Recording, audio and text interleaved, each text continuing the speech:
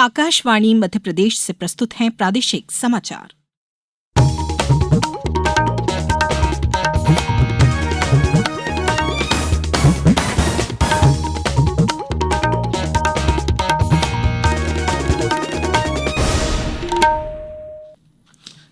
नमस्कार, समाचारों के साथ मैं राना शाहिद। नई दिल्ली में मुख्य सचिवों के चौथे राष्ट्रीय सम्मेलन का आयोजन किया जा रहा है। 3 दिवसीय यह सम्मेलन कल शुरू हुआ था। प्रधानमंत्री नरेंद्र मोदी ने सम्मेलन की अध्यक्षता की। इसमें राज्यों के साथ साझेदारी में एक साझा विकास एजेंडा और सुसंगत कार्रवाई का प्रारूप तैयार करने और उसे लागू करने पर ध्यान दिया जाएगा।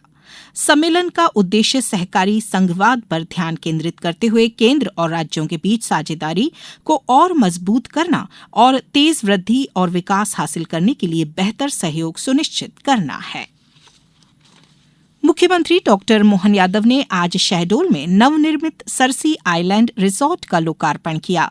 बाणसागर डैम के बैक वाटर पर मध्यप्रदेश राज्य पर्यटन विकास निगम द्वारा रिसोर्ट का निर्माण किया गया है। बांधवगढ़ नेशनल पार्क और मैहर आने वाले पर्यटकों के लिए यह एक विशेष सुविधा होगी। मुख्यमंत्री ने कहा कि हम जो प्राकृतिक खूबसूरती गोवा या अन्य जगहों पर देखते हैं, ऐसी ही खूबसूरत जगहें मध्यप्रदेश में भी मौजूद हैं। सरसी आइलैंड रिसोर्ट यहाँ की अनदेखी सुंदरता को दुनिया भर में प्रसिद्ध करने का महत्वपूर्ण कदम होगा।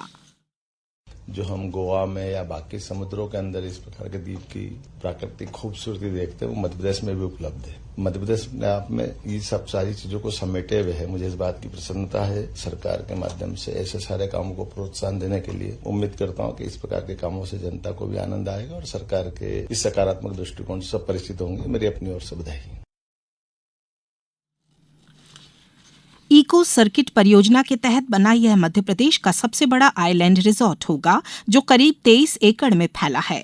वहीं मुख्यमंत्री डॉक्टर यादव जन कल्याण पर्व अंतर्गत मऊगंज जिला मुख्यालय पर आयोजित अक्षय पात्र समारोह में शामिल होंगे। मुख्यमंत्री बच्चों को पोषण किट एवं छात्रवृत्ति के वितरण के साथ 54 विकास कार्यों का शिलान्यास भी करेंगे। भोपाल में एप्को और WRI इंडिया द्वारा खाद्य हानि और भोजन की बर्बादी कम करने पर 1 दिवसीय कार्यशाला हुई। इस श्रृंखला में भोपाल के बाद जबलपुर, ग्वालियर और उज्जैन में भी नगर स्तरीय नीतिगत संवाद आयोजित करने की कार्य योजना बनाई गई है। भोपाल नगर निगम आयुक्त हरेंद्र नारायण ने कहा कि खाद्य हानि और भोजन की बर्बादी आज हमारे लिए एक बड़ी चुनौती है। आपूर्ति श्रृंखला में भोजन की हानि को कम करना भोपाल नगर निगम के लिए एक मुख्य प्राथमिकता है। एक राष्ट्र एक चुनाव से संबंधित 2 विधेयकों को सोमवार को लोकसभा में पेश किए जाने का कार्यक्रम है। केंद्रीय विधि मंत्री अर्जुन राम मेघवाल 129वां संविधान संशोधन विधेयक और केंद्र शासित क्षेत्र संशोधन विधेयक लोकसभा में पेश करेंगे। एक राष्ट्र एक चुनाव का सिद्धांत जो 2 चरणों में लागू किया जाएगा। पहले चरण में लोकसभा और विधानसभा के चुनाव एक साथ कराए जाएंगे, जबकि पंचायत और नगर पालिकाओं जैसे स्थानीय निकायों के चुनाव आम चुनाव के 100 दिनों के भीतर कराए जाएंगे। भारतीय रिजर्व बैंक ने बिना जमानत के कृषि ऋण की सीमा 1,60,000 से बढ़ाकर 2 लाख रुपए करने का निर्णय लिया है। यह निर्णय अगले वर्ष 1 जनवरी से प्रभावी होगा।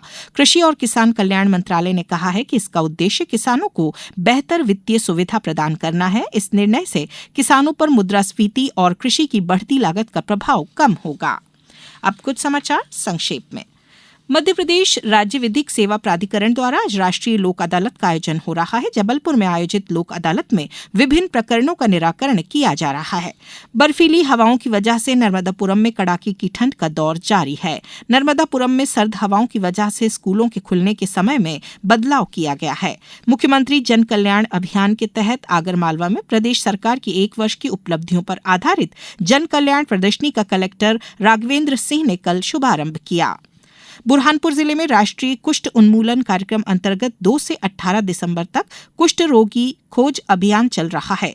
जिले में 553 सर्वेक्षण दल अभियान में लगे हुए हैं।